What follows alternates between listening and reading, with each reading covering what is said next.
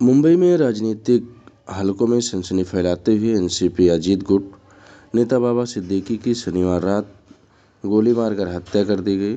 बांद्रा के खैर नगर में उनके बेटे के ऑफिस के बाहर 3 बदमाशों ने उन पर ताबड़तोड़ फायरिंग की। सूत्रों के मुताबिक ऑटो से आए 3 हमलावरों ने मुंह पर रुमाल बांधे हुए थे और 2 बंदूक से 6 राउंड फायरिंग की। बाबा को 3 गोलियां लगीं।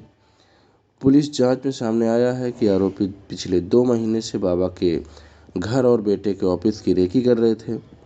सिद्दीकी को वाई कैटेगरी की सुरक्षा मिली हुई, मगर घटना के समय उनके साथ कोई कांस्टेबल नहीं था। इस हत्याकांड के पीछे लॉरेंस गैंग का हाथ होने का संदेह है। इस खबर के सामने आने के बाद सलमान खान के बांद्रा स्थित घर के बाहर सुरक्षा बढ़ा दी गई है। लॉरेंस गैंग ने पहले भी 14 अप्रैल को सलमान खान के घर के बाहर फायरिंग की थी। नमस्कार दोस्तों, मैं हिमांशु। आज जो आपको घटना सुनाने जा रहा हूँ, यह घटना एनसीपी नेता बाबा सिद्दीकी की है, जो कि उनको गोली मारकर हत्या कर दी गई है। सिक्योरिटी के बीच में एनसीपी नेता बाबा सिद्दीकी की हत्या की गई है, जो कि लॉरेंस गैंग पर शक जताया जा रहा है। लेकिन दोस्तों, मुंबई पुलिस ने हत्याकांड में शामिल 3 आरोपियों की पहचान कर ली है। पुलिस ने 2 आरोपियों को गिरफ्तार भी किया है। गिरफ्तार आरोपी में गुरमैल बलजीत सिंह, जो कि 23 वर्ष का था और जो हरियाणा का रहने वाला है, और धर्मराज राजेश कश्यप, जो 19 वर्ष का था, जो उत्तर प्रदेश का रहने वाला है, ये शामिल हैं। हालांकि तीसरे आरोपी की पहचान अभी भी उजागर नहीं हुई है।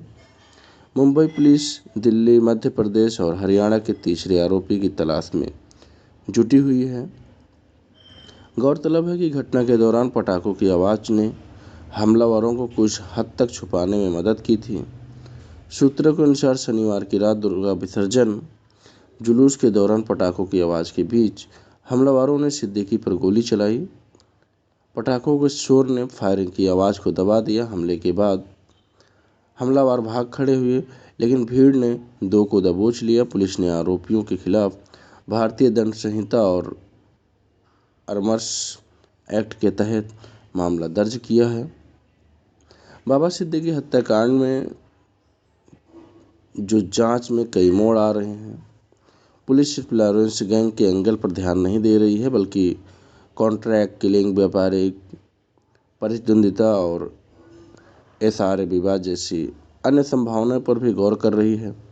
खास तौर पर एसआरए विवाद में बाबा सिद्दीकी की स्वाभाविक भूमिका पर भी जांच की जा रही है, जो 2000 से 2004 के दौरान Maharashtra housing area development authority के चेयरमैन रहते हुए उन पद पर का दुरुपयोग करने के आरोप लगे थे और ईडी भी इस मामले की जांच कर रही थी। बाबा सिद्दीकी की हत्या के बाद अभिनेता सलमान खान की सुरक्षा को बेहद गंभीरता से लेते हुए उनके घर के बाहर सुरक्षा व्यवस्था को कड़ा कर दिया गया है। एक अतिरिक्त सुरक्षा बल को तैनात किया गया है, जो उनके निवास के आसपास लगातार गश्त करता रहता है। घर के प्रवेश द्वार पर किसी भी अनधिकृत व्यक्ति को प्रवेश करने की अनुमति नहीं है। इस बढ़ी हुई सुरक्षा के पीछे का कारण है बाबा सिद्दीकी की हत्या के बाद उत्पन्न हुई सुरक्षा चिंताएं हैं। मुंबई पुलिस के सूत्रों के अनुसार बाबा सिद्दीकी की हत्या में शामिल शूटरों की संख्या 3 थी। यह 3 से अधिक हो सकती है। इस मामले में बिश्नोई गैंग का हाथ होने की संभावना पर गहराई से जांच की जा रही है। पुलिस गिरफ्तार किए गए 2 आरोपियों ने खुलासा किया है कि वे घटना को अंजाम देने से पहले पिछले 1 महीने से इलाके की रेकी कर रहे थे। ये 3 आरोपी ऑटो रिक्शा से घटनास्थल पर पहुंचे थे और हत्या को अंजाम देने से पहले वहीं इंतजार कर रहे थे। पुलिस को संदेह है कि स्थानीय लोगों का इन आरोपियों को समर्थन मिला हो सकता है और किसी अन्य व्यक्ति ने उन्हें घटना के बारे में जानकारी मुहैया करवाई हो। एक विश्वसनीय सूत्र के मुताबिक बाबा सिद्दीकी ने 15 दिन पहले उप मुख्यमंत्री अजीत पवार को एक गोपनीय जानकारी दी। उन्होंने इस बात का खुलासा किया कि उनकी जान को खतरा है। इस गंभीर खुलासे के बाद केंद्र सरकार ने त्वरित कार्रवाई करते हुए उन्हें वाई कैटेगरी की सुरक्षा प्रदान की थी। बॉलीवुड और अंडरवर्ल्ड के बीच की कड़ी माने जाने वाले बाबा सिद्दीकी को एक बार दाऊद इब्राहिम ने फ़ोन पर धमकाया था। सूत्रों के अनुसार मुंबई की एक ज़मीन को लेकर बाबा का दाऊद की करीबी अहमद लंगड़ा से विवाद हुआ था।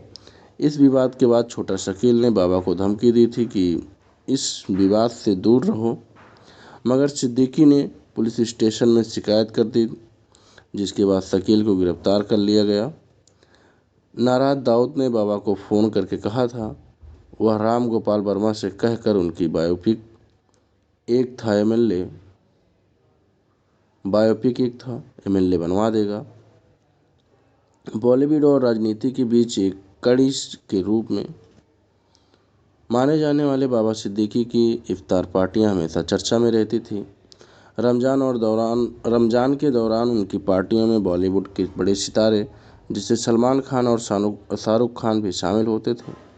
दिलचस्प बात यह है कि इन दोनों सुपरस्टार के बीच सुलह कराने का श्रेय भी बाबा सिद्दीकी को मिला है।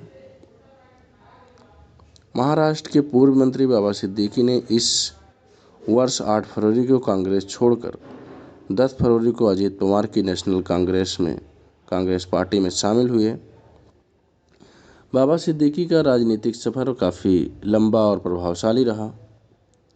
मुंबई के MMK कॉलेज से पढ़ाई के दौरान ही उन्होंने 1977 में कांग्रेस पार्टी का दामन थाम लिया था। छात्र जीवन से ही राजनीति में सक्रिय रहते हुए उन्होंने 1992 और 97 में मुंबई के BMC नगर निगम पार्षद का चुनाव जीता। इसके बाद उन्होंने 1999 से 2004 और 2009 में लगातार 3 बार बांद्रा पश्चिम विधानसभा से विधायक का पद संभाला। उनकी राजनीतिक विरासत को आगे बढ़ाते हुए उनके बेटे जिशान सिद्दीकी भी पूर्व निर्वाचन क्षेत्र से कांग्रेस के विधायक हैं और मुंबई युवा कांग्रेस के नेता हैं। तो दोस्तों, यह घटना बहुत निंदनीय है। या दोस्तों, आज ये समझ में नहीं आता है कि जब उन्हें वाई कैटेगरी की सुरक्षा मिली थी तो जब उनकी हत्या हुई तो सुरक्षा बल कहाँ थे। दोस्तों, हो सकता है कि ये बोलना हमारे लिए भारी पड़े, लेकिन दोस्तों बोलना पड़ रहा है कि अंडरवर्ल्ड ऐसे छुपे रहते हैं और कब किसकी हत्या करवा दें कोई पता नहीं है। तो दोस्तों, इस वीडियो को ज़्यादा से ज़्यादा शेयर करें और लोगों तक पहुंचाएं। धन्यवाद।